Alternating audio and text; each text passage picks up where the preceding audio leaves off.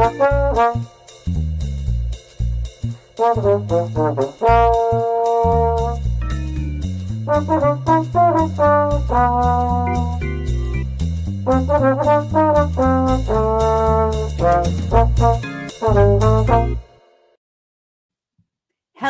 and welcome to, Hey, we like your pod. and we're going to tell you why. Hi, it's Dawn here, and I'm joined again. I missed you so much last week by my trusted partner, Matt Pickett. How you doing, Matt? How's it going? Oof, it's been a lot lately, that's for sure. Yeah. Don, I missed you too. Huge shout out to Miranda, who did an amazing job holding down the fort last week. I really enjoyed listening to you guys. It was great stuff.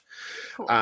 Yeah, how am I? We're closing on the house tomorrow and moving in the afternoon. It's been a journey getting here. In the last week, I think every little thing that could have gone wrong went wrong, but then we managed to make it right. So it's kind of a weird, every little thing. It was a panic moment for us. The worst though was last Friday morning at 7:15. The movers called me and said, "Matt, bad news, buddy. We don't have a truck or people to move your stuff." And I was like, "No, that can't happen." The person's moving in tomorrow. So fortunately, the guy who runs the company managed to make it work. He got his best mover to come in on his day off, scrounge up some dudes for a crew, and rented a truck from the U-Haul. So he made it work. But man, there was that moment, 20 minutes of panic while he was trying to sort things out. My goodness. He shouldn't have even told you, man. He should not have done that. He should have found a way to make it work before telling me. That is true. Yeah. I hadn't thought of that. But when he told me, I was like, I'm not going to tell Kara till we have this figured out. So good. At least you knew better. Yeah. Good. That was crazy. So anyhow, yeah, I mean, other than that. Sometimes I think these movers and contractors and stuff, they do this stuff just to mess with us. I swear to God, they know you're under that kind of stress. They know better. Maybe. I don't know. It was bananas, but it's all working out. It's all working out, so I can't complain too much. And family's adapting well, and things are good. Don, how are you? I'm doing well. It is. We had the time change. It's officially winter now. I guess it's not winter till December or whatever, and it's 3 degrees colder here where I live, so I'm freezing. But it's that time of year where I make my winter drink. So I made my little concoction for tonight, and I'm enjoying it. It's got little hints of grapefruit, rose, and of course vodka, and a little bit of lemon sage. It's delicious.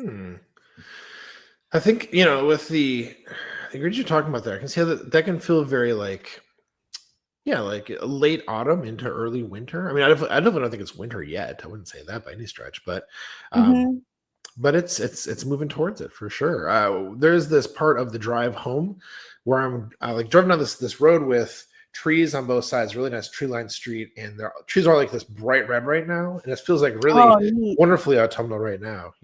That's nice. Yeah, well, November, and I heard the reason I was like, I've got to make my winter drink because I heard it was going to be cold or maybe even snowing at Lambeau this week. No, is that right? This week? I mean, I thought that's what I heard. I know there's the possibility of snow in the forecast here. Actually, maybe Monday. So maybe you're right. I mean, yeah. Okay, that makes sense then. Monday would be Lambeau, would be north. So okay. It's crazy. Yeah. So it's we don't fluctuate very much, but because it's such a small amount, I get the chills real easily. And then I get really hot if it gets warm again. So so I was still pretty calm and confident. We talked about this last week with Miranda. You caught that, right? Last game before last, I was like, we're gonna figure this out, and we did, and we won the game. But then this most recent game, right? So even during halftime, I was like, we'll be okay. But I did kind of sense something was very different. I didn't know what I actually watched the game a second time because I was trying to read body language on the sidelines and stuff. And I didn't really see anything in the second watching. I thought Matt looked tired at the very first part of the game. I mean, it looked like he had little wrinkles under his eyes. So, I mean, I'm not used to that, but he did look a little tired to me. I was like, he looks tired. And then that happened. So anyway, and then, I just didn't doubt that they would win the game because they were favored to win the game by 650 million points. Yeah. And like, why would they lose? Yeah. But it was getting a little sketchy there. And so we talked about why I was really confident for the Steelers game. But this time around, I mean, I think most people who watch the Packers, they know that they're capable of excellence, but also disaster. Yeah. Any given Sunday. And then the loss and the injury. Oh, Injuries. Dawn. I know. I am heartbroken because this season, Tucker Kraft really stole my heart. It took me, it became my favorite Packer. I hesitate to admit that I got the jersey I talked about before because then I feel bad. Like, did I curse him? No. But Jimmy Christensen got his jersey too, and Jimmy actually causes those kinds of problems. He actually is a known jersey curse. And in fact, True North is talking about Jimmy here because he didn't show up for Lombardi's Bar because he knows he's going to get the heat for having bought that jersey and ruined Tucker Kraft's season. But anyhow, my point is, when he went down during the game, I was like, okay, this dude's Superman. Like, he's been injured before, then popped back up. Like, it's he might be out for like a couple, plays, and then he's gonna like that bad. Snap his knee back in. He'll come back in the game, and then he's going out on the cart, and I'm like, oh no. Oh. Okay, so it's like an MCL maybe or something, right? Then like the next day they're like, nope, torn his ACL out for the season. Like, my heart sank. Like, literally, like I felt sad. Like, I tried not to get too emotional about football. I've learned not to get too emotional about it. And this is one where I just like, it's been kind of hanging all week, just feeling sad about that. Like the Packers lost in a stupid game. Kind of whatever. It's concerning, but it's kind of whatever. But losing Tucker Kraft, that's one where it's like, oh God, like that maybe really hurts our chances. Or maybe, Dawn, it's going to force Matt LaFleur to like reevaluate how he's doing some things because he has to, because he doesn't have anybody to generate yak all of a sudden. Well, I shouldn't say anybody. That's not true, but doesn't have like a really, really great yak target right there.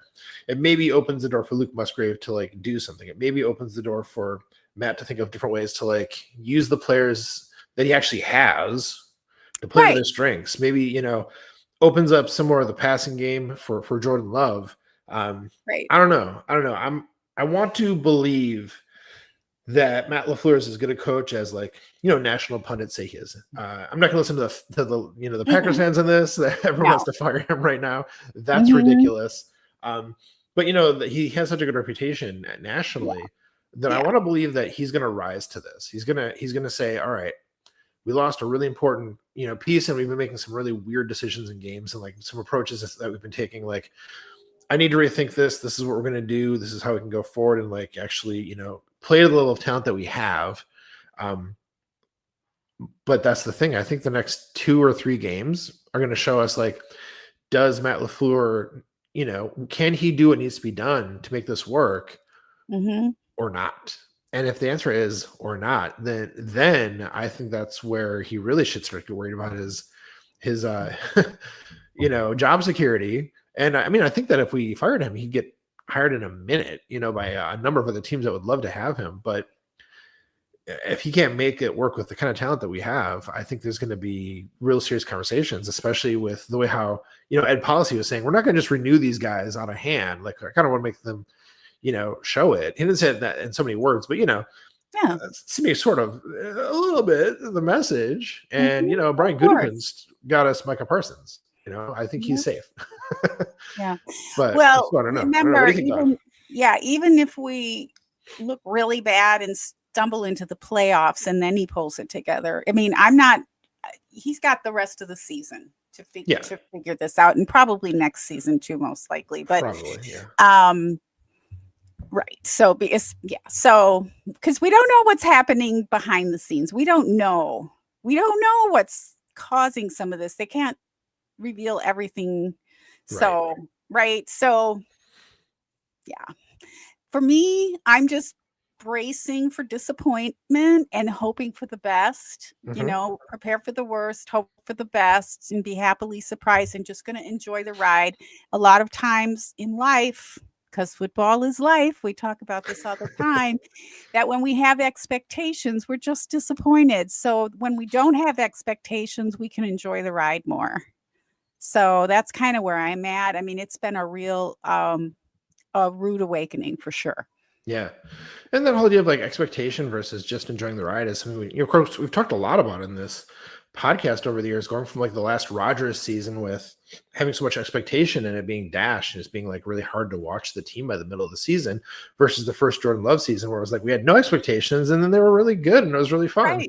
Right. Of course, coming into this year with like those same like weighty, and perhaps unrealistic expectations.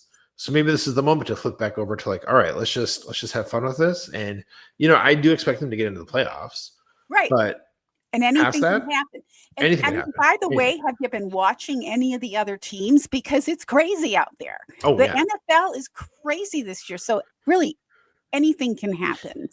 So no, it's not the way we thought it was going to look, especially the way we came out the first couple games, and against the Steelers.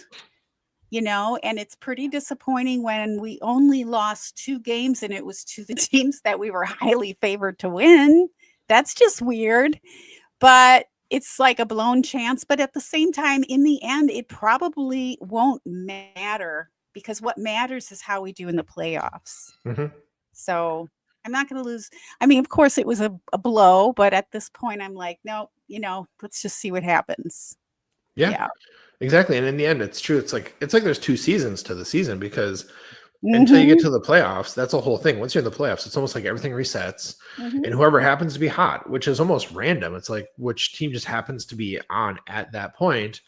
Those kinds of teams are the ones that can make the run. And, you could have a team like the Packers have been so many years where they win almost every game and they get there and they're the number 1 or the number 2 seed.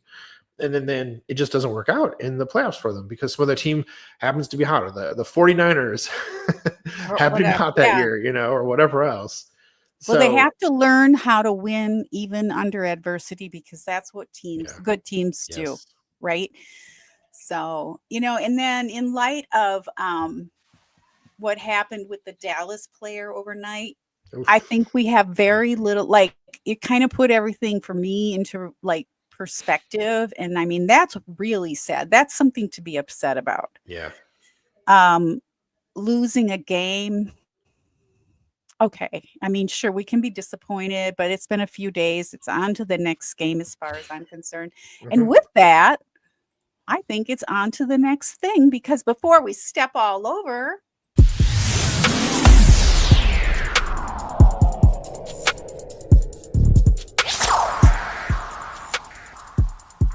it's time for this week's superlatives.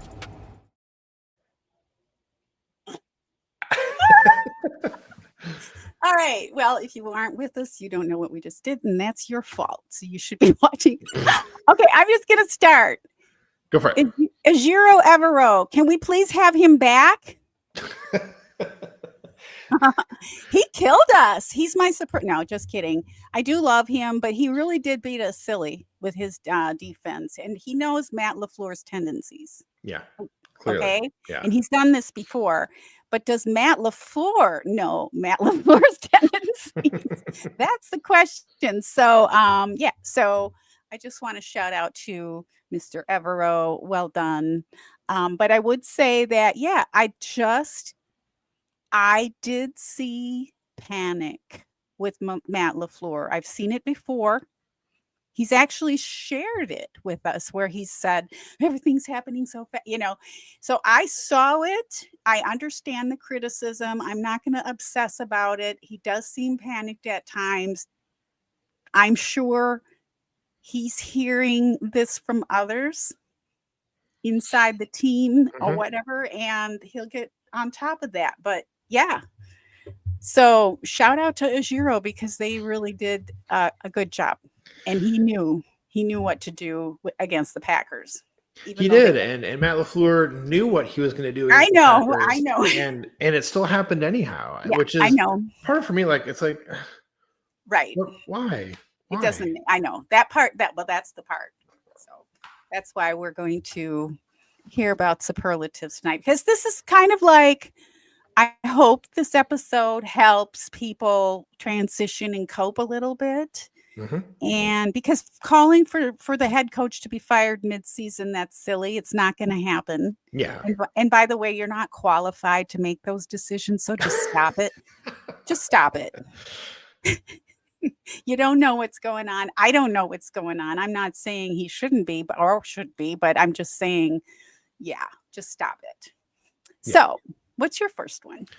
My first superlative is best situational analysis. Okay. This is an article by Bill Huber. It was Now What? 3 big picture overreactions from Packers loss to Panthers. And so this was good because, after the game, I'm like, what happened? I don't know how to comprehend what happened. And I'm too sad from Tucker Kraft going down to even focus. And it's like, I remember texting my dad, like, I hate this game. This sucks. Which is something I don't usually ever say during a Packers game. Right.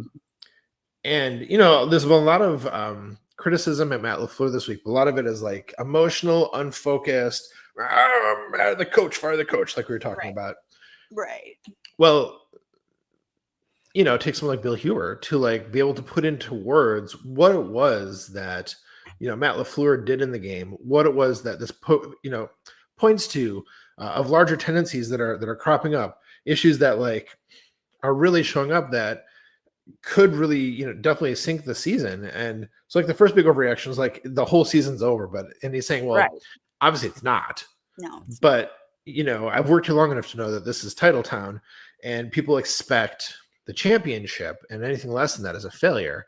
So given what things look like this last weekend, it looked like there's no way we're making it to the Super Bowl. If we keep playing like that, we're not gonna. But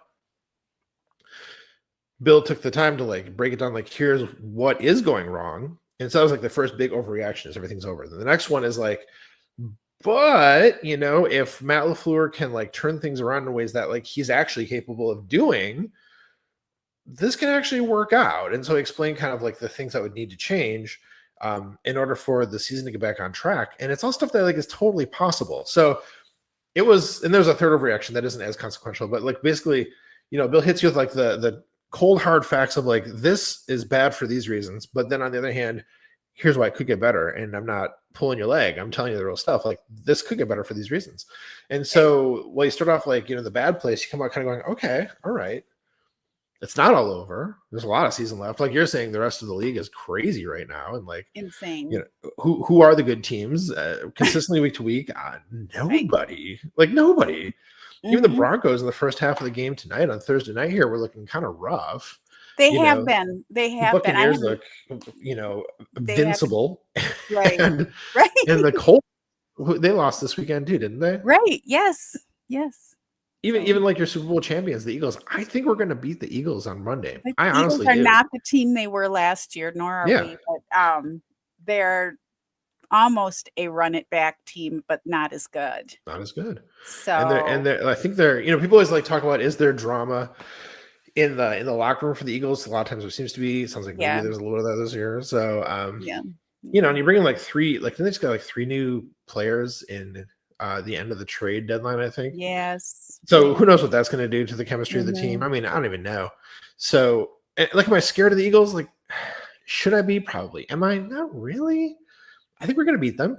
And then hopefully the next week when we play the Giants, the whole team will reflect back on here's how we played teams that we thought were supposed to just whoop, and we lost. Mm-hmm. So let's not do that again with the Giants. I mean, I think of the next 3 games we win 2 easily, and I think the Eagles is one of them. We certainly can. Any given Sunday, blah blah blah. Mm-hmm. It's time to adjust. It's been for a while, but yes. Yeah. All of the above, and that kind of lends itself to my next superlative, Maddie. But I'm kind of put together a little bit of a metaphor. Okay. Because it's how I think. So my next one is biggest fashion fail. So this is terms I can understand. Okay. But check this out. So Sports Illustrated, Warren Sharp, Rich Eisen, many others predicted the Panthers were a sleeper team. I remembered that before the season started. A dark horse. Yeah. They're not as bad as many think. Why Vegas had them down by 2 Scores, probably because we were at Lambeau, because of the way we performed against the Steelers. Couple, one touchdown each, maybe. So Sharp called Carolina actually a legit dark horse. So he was serious before the season, and Panthers were I watched a YouTube, and I had to go look it up because it's like, did I imagine that? And I'm like, yeah, I did watch that YouTube. So, but so meanwhile, Green Bay has a designer wardrobe, but keeps mismatching their outfit. Right? They have all these great players, all the great things. They've got Lambeau Field. They have it all. Mm-hmm. So, and Packers owned the best record in the conference until they didn't play till their potential. Mm-hmm. So that's exactly it. They have gorgeous pieces, roster talent, great coaching pedigree. Yet when the lights hit the runway, the outfit is hard to look at, uninteresting, and sometimes repulsive to the eye. I'm from the fashion world, so it's something I kept thinking of. It's like, they're just not putting this outfit together. What is the problem? And I think a lot of people sense that. But so in the post-game breakdown, the comment that the team looks the part, but keeps failing in the clutch, that was from Jason Wilde and Tausch. Mm-hmm. And I like Jason Wilde a lot, by the way. Yeah, agreed. I've really grown to. So so you have every top tier garment, but you're still wearing last season's shoes. Another analyst underlined the execution leg. Offensive fails exposed. Couldn't pull the obvious decision. In fashion terms, you buy the tailored suit, but then throw on a neon belt and call it avant-garde. Doesn't work. It's hard to see. That's my superlatives. Yeah. And so my hot take really on Matt LaFleur, because I was really watching, and I watched the game twice, the second time last night, to see if I could pick up on his body language. And I've always thought, and I think Matt has even said about himself, that he's intuitive, right? He's emotional. He's intuitive. He likes to get a feel for the game. That's sometimes how he makes those decisions. Mm-hmm. And those are great traits, I think. But something we talked about a lot last week with Miranda, I'm concerned that Matt might be struggling with how to incorporate in-game real-time analytics. I think you're right. I think he's like a deer in the headlights. I literally see panic, not just on LaFleur, but J-Lo's face, but that probably trickles down, right? I don't know. I mean, it's a lot to process. So I think it's a real struggle. I could be totally wrong about this, but so I kind of did a little research on what coaches have to go through. Like, what are they processing in game? Because I think we forget about that, especially, again, this is kind of a call out to other beloved fans, like calling for the coach to be fired. And maybe that is a reason to be fired if he can't handle that kind of pressure, right? That kind of would make sense. But so during a game, any coach is like standing in the middle of all this real-time data coming at them. And every play generates like all kinds of analytics. It's not just the game. It's like every single play, every second, things are being churned out. Win probabilities, expected points, success rate, run pass efficiency, pressure rates, separation distance, all updating instantly from the booth and from the headset. Then all the modeling that goes on, the kick punt probabilities, all that. I mean, I don't get that 4th and 8th thing. I mean, that was so obvious. But again, I think I don't know what the analytics were saying. I'm guessing the analytics and I think his intuition was like, well, it worked for me to trust the team last week. Yeah.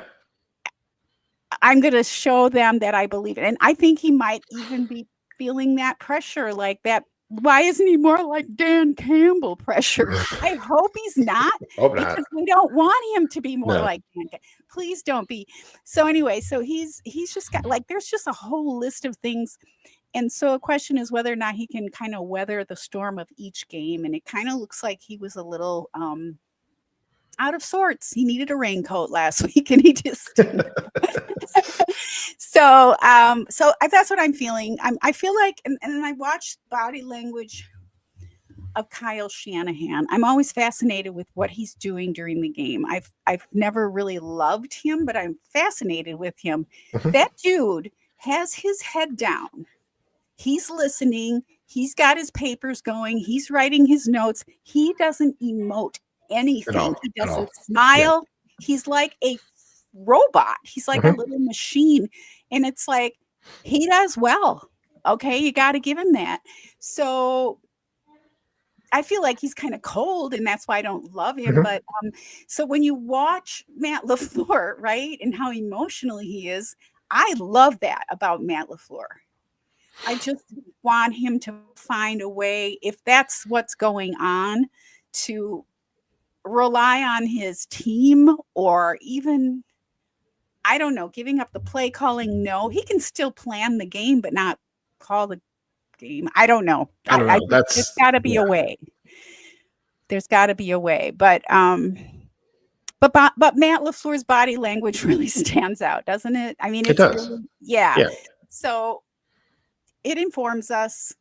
We're only guessing. It's not a science. Body language isn't a science, but it just made me think about all that stuff. So kind of a combination of all the pieces, but it's like a fail on the runway.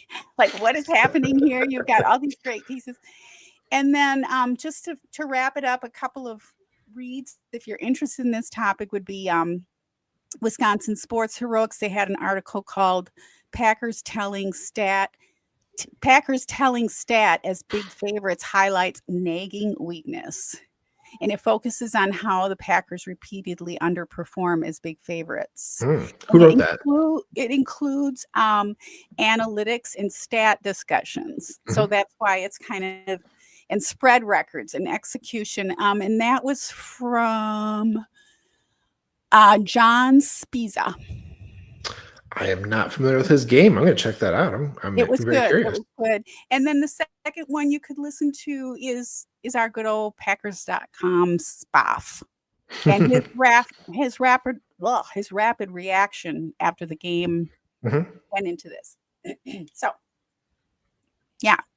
So I was like, oh, good. I'm not the only one thinking it's a lot. Yeah. So. And interestingly, Matt LaFleur said we can't chase big plays. And then that's what he did. But that's also what the fans are clamoring for. Yeah. Well, it's tricky, because I think that Jordan Love can make big plays. He has the arm for it. He has the processing ability for it. And I think we have receivers who can make the big plays with him. But I worry about the O-line being able to keep Jordan Love clean long enough for those plays to develop downfield, I think it is hard to have a team's offense that relies on big plays because they can be so, hit and miss. So, feast and famine, it worries me to always rely on that. But I can see why after the game he was saying we rely too much on it because he felt like he had to go for it on that 4th and 8, which again, just terrible decision, terrible play call. Everything about it was bad. He said as much himself. It's unless he, and then there's the whole thing is there's the explosive play discussion and then big play.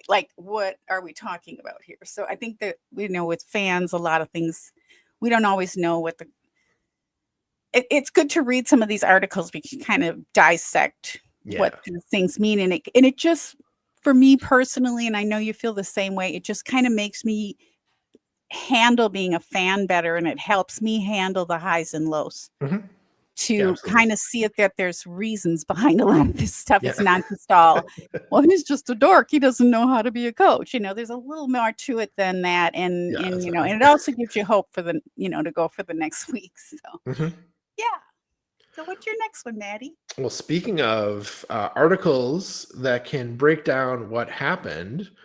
Great segue, Matt. My second superlative is an article by the great Ben Solak, writing for ESPN, I believe. And the article is called NFL Week 9 Lessons, Packers, J.J. McCarthy Trade Deadlines. Of course, I'm focusing on the Packers part.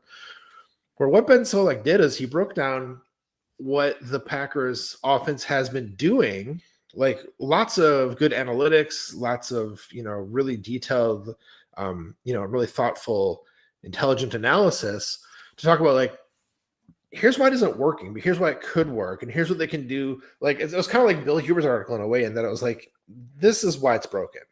But then you went like really into depth about like, well, but these are things that can happen as well, kind of like Bill's did, right? Like here are specific things they could change that will like play to the strengths they actually have in meaningful ways.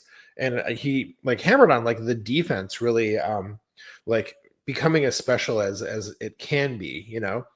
And on some of the different approaches that they can take on offense. Most of the article is focused on like what they've been doing on offense so far. And so the way he broke it down, it was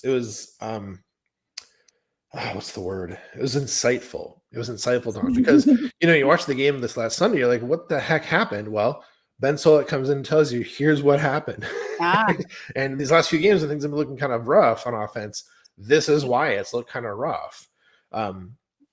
And this is all because, you know, coming into the year, people are like, oh, the Packers offense is going to be amazing. And it has been amazing at times. It's just not consistently amazing.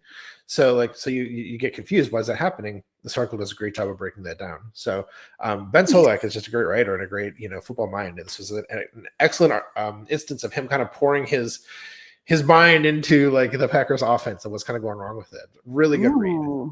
I got to check that out. I did not come across, I listened to so much and read so much this week. It was just, I was really like trying to work my way through this by like getting into and not everything. It's like, I'm not going to listen to the hysteria and the crazy. I mean, some of it is just too much. So well, it's like, we need to process, you know, such a terrible loss.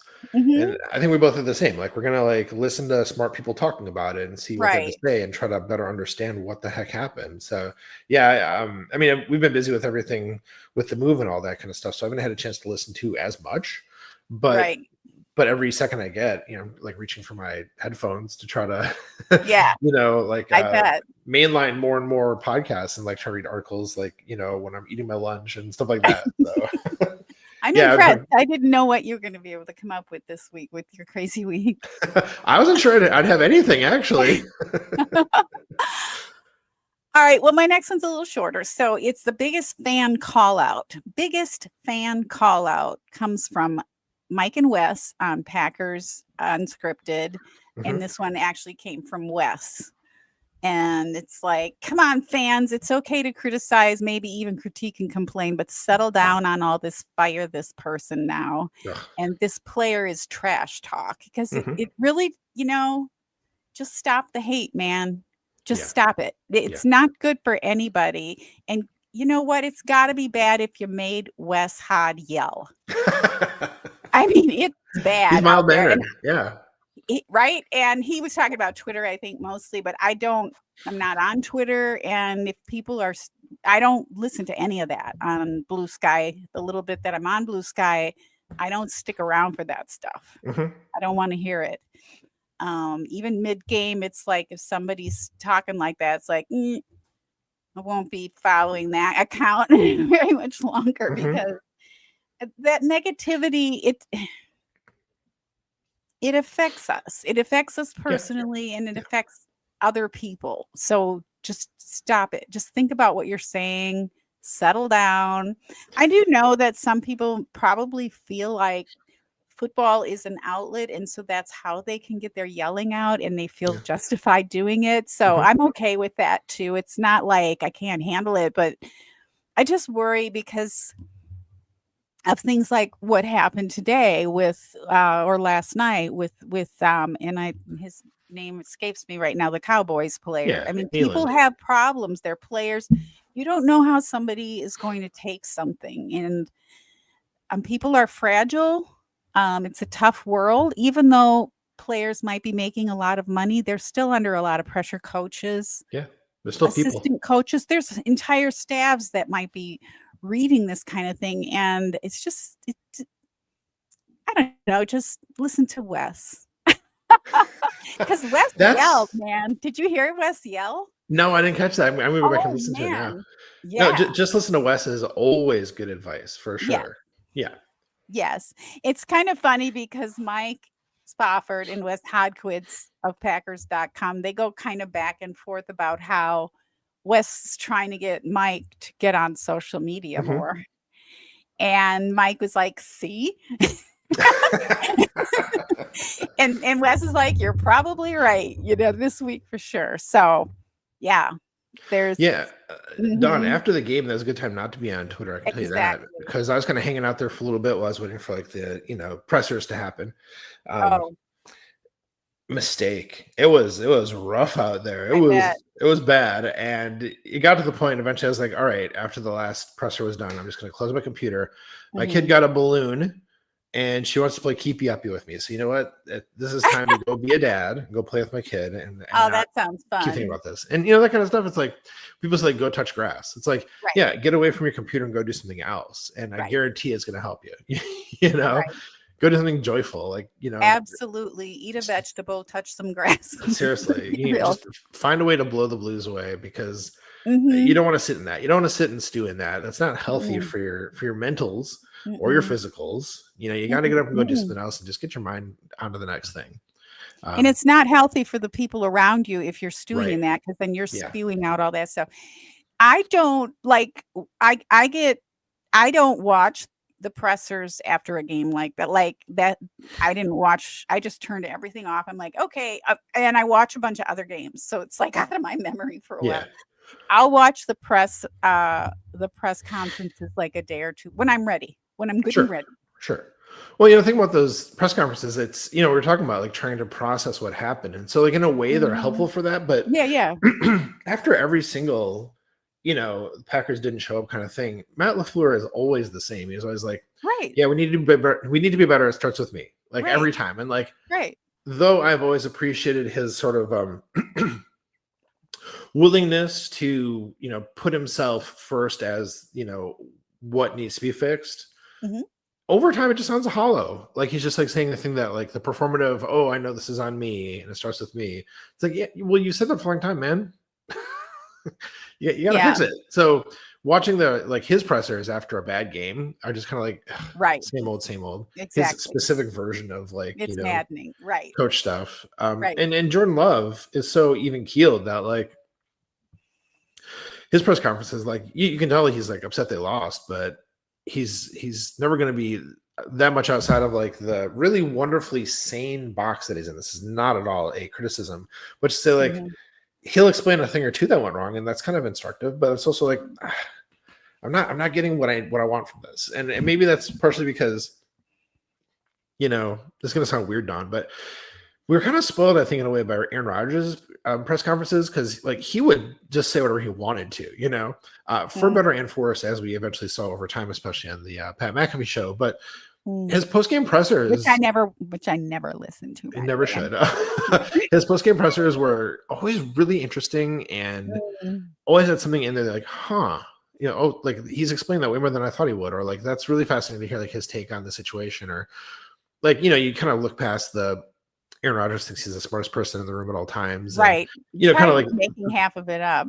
yeah, I you look past some of that, and Mhm, it's just it's a stark contrast from Jordan mhm, Love, who again I mhm. love that he is so even killed. I think it's super Right, important, but in the press conferences you just don't get a lot out of it.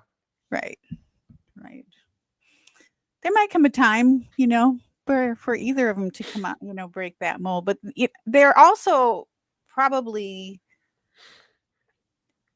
told to avoid certain things, either by the team or, by their agent and the people that Oh are yeah, they got the PR publicists guy there. I and can't remember his yes, name is, but all he's of it. always Right. just off camera. I think his name is Tom something. I can't remember what it is exactly, Yes. but yeah, Mhm.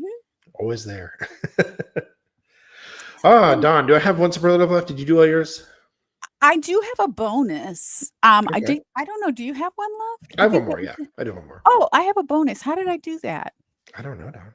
Okay. I have a bonus. Would you like to hear my bonus? Do your bonus, then I'll do my last one. Go ahead. Okay, well, this is totally off the like palate cleansing kind of thing, kind of like my drink. It's very refreshing. So, the superlative is most local to me. And this is from the San Diego Union Tribune a couple days ago. Tom Krasovic. I'm just going to start reading. It has nothing to do with anything we were just talking about, but it's interesting because it Okay. kind of does. Okay. Quote, empowered by techno wizardry, bosses within corporations soon may be able to know what their workers ate for breakfast, the blend of coffee they drank on work breaks, and how it affected their output, or What? something like that. George Orwell may not have been a fuss budget with an overactive imagination. The more we learn about digital age's ever growing prowess, tools can track a worker's every keystroke and mouse movement and analyze his or her emails. That's true. The actions of delivery truck drivers, warehouse laborers, and many others can be tracked and sifted too. True. The men who play in the NFL would have something to say to today's workers about the encroaching techno supervision. Mm. Welcome to my world, is what they would say. So, this is a really cool article, and it discusses the increasing use of technology to monitor workers, drawing parallels to how the NFL players are constantly analyzed through cameras and sensors. Huh. Uh-huh. And it's colorfully written, obviously. That was just a little piece of it. It Mhm. highlights how this techno supervision can be liberating for some, exemplified by the trade of Rashid Shaheed to the Seattle Seahawks, where his performance data played a role. So Okay. the technology, like they download this crap. So the Yeah.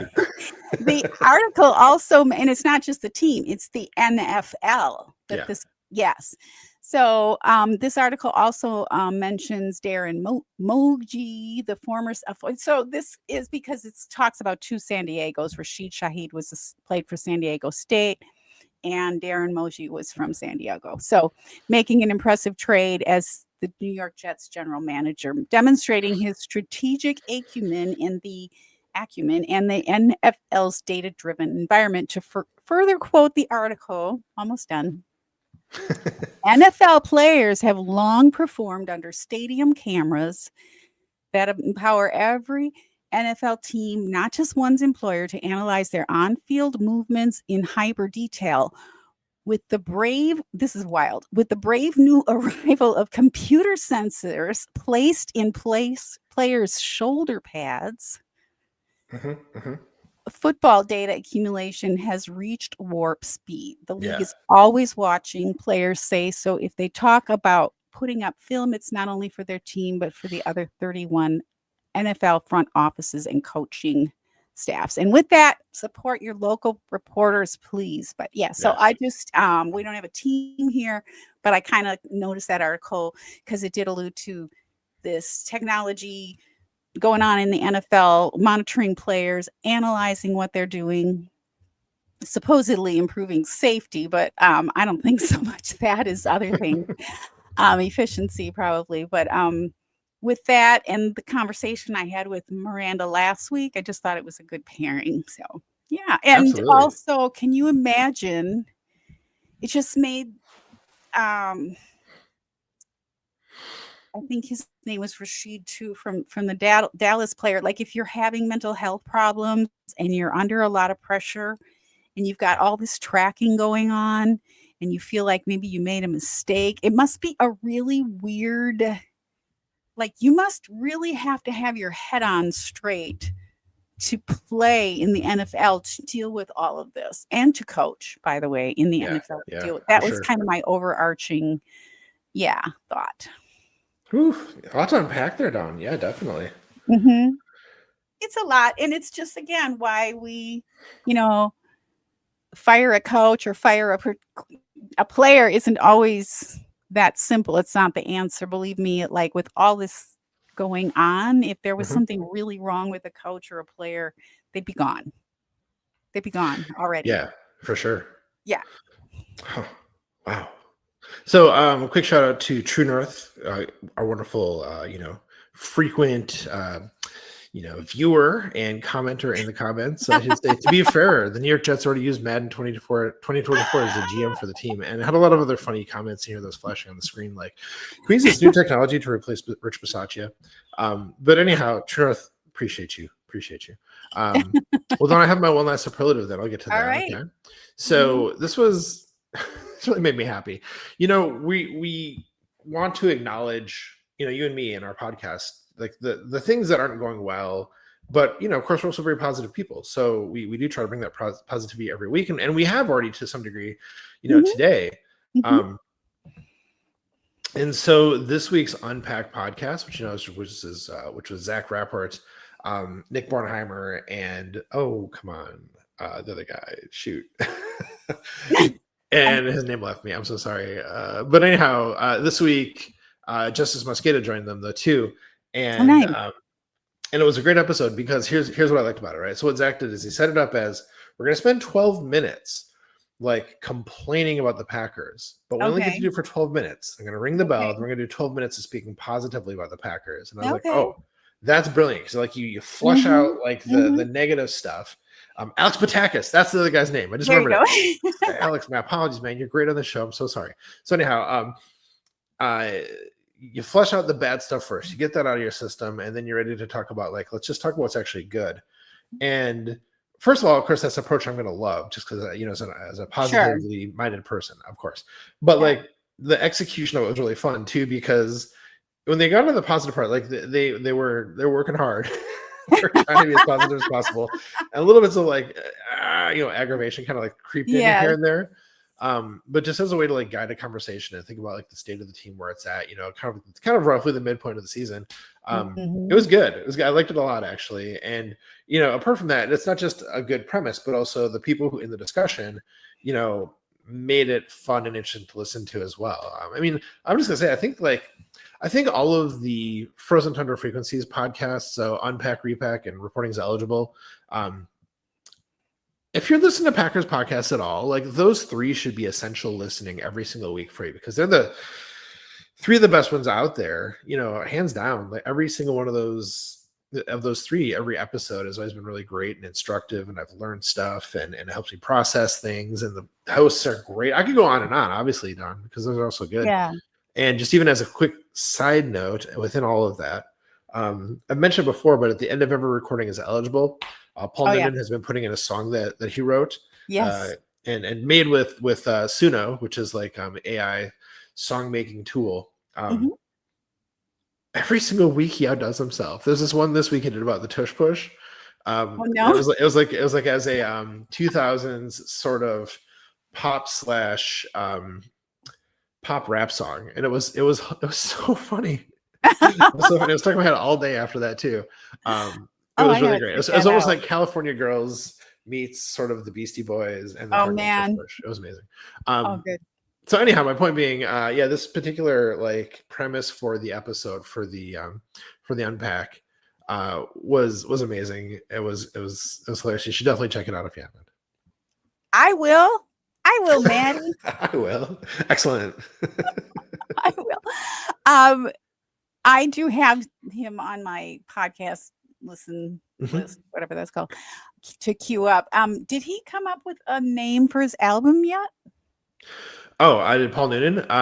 He hasn't announced it. If so, I still think Recording is Eligible is the best one out there. That's personally, yes. But All right. Well, we're gonna keep pushing for that because I love it. All right, Maddie. Well, any final thoughts before we bring her home and get on with the rest of Thursday night football and get ourselves prepped for Monday? Final thoughts. I guess it's. Yeah, okay, I got a final thought for you. Okay, so, the feelings after a game like this are rough, and it's sad, especially with, like, Tucker Kraft going down, especially. But we need to remember that, like, that's just 1 week, and, if the Packers do what I think they can and come back and win against the Eagles this week, we're going to be riding high and, like, really excited about stuff. Like, this is why I say, like, I like Jordan Love being so even keeled. Like, he's not going to get too high and he's not going to get too low. And I think that that's something we can all take to heart. I think about something that Dusty said this week. He had posted some, like, another one of the really great plays, like he does most mornings, it says good morning. And here's just a great play. I love that. He does that because it really starts the day off well. Right. Somebody had said, like, in the comments for one of them, like, Dusty, you're starting to help me feel not as bad about this game and, like, kind of see some of the good of it. And Dusty was like, this is the thing.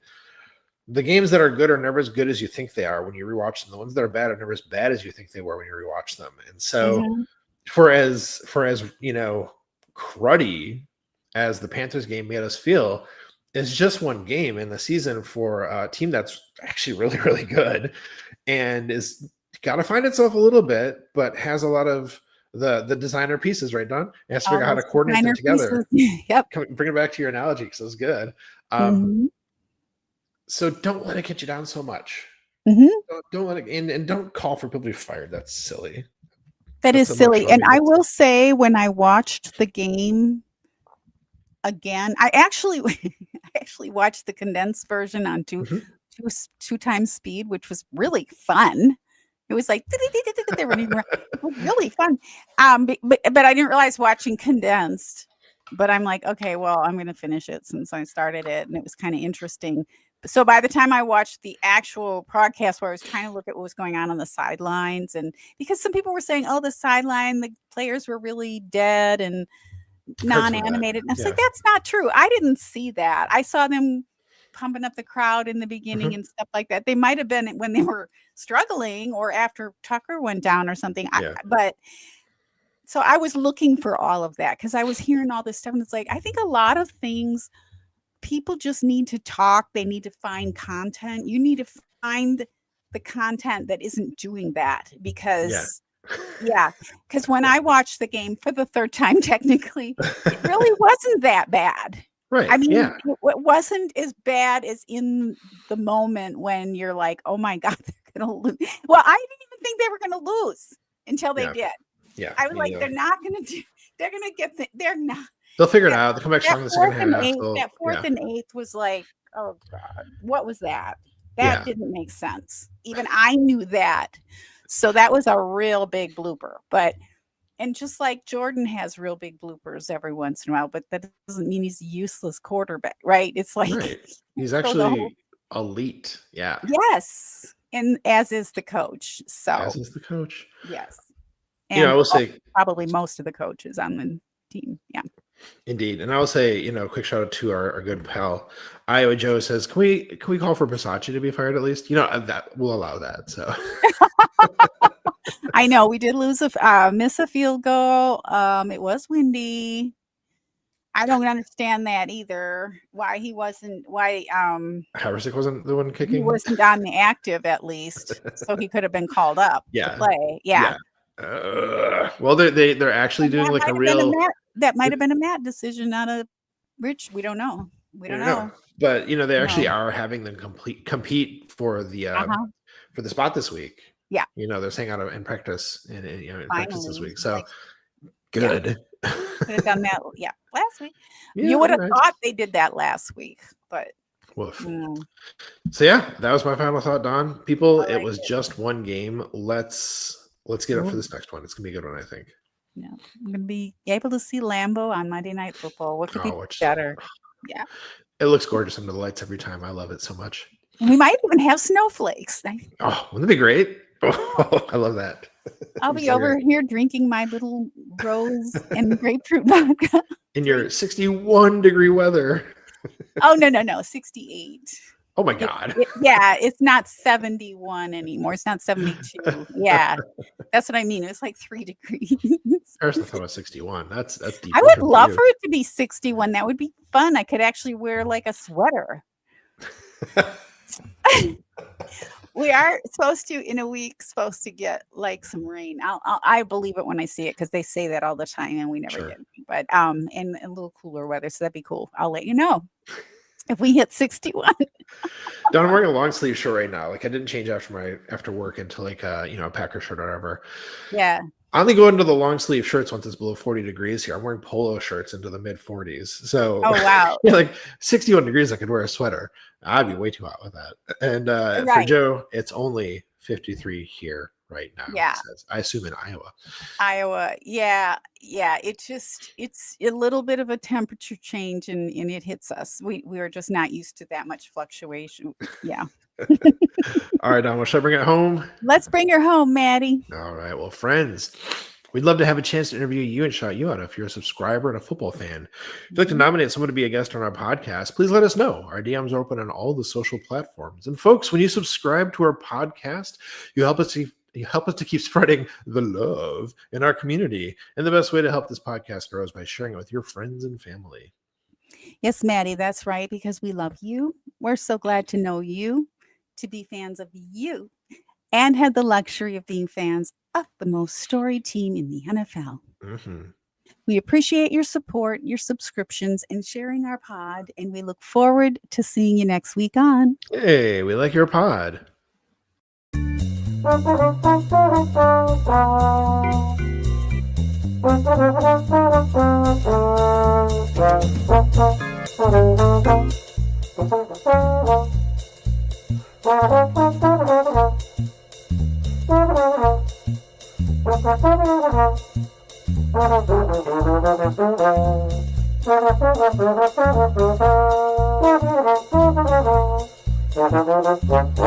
Football in general comes down to discipline and people owning their roles.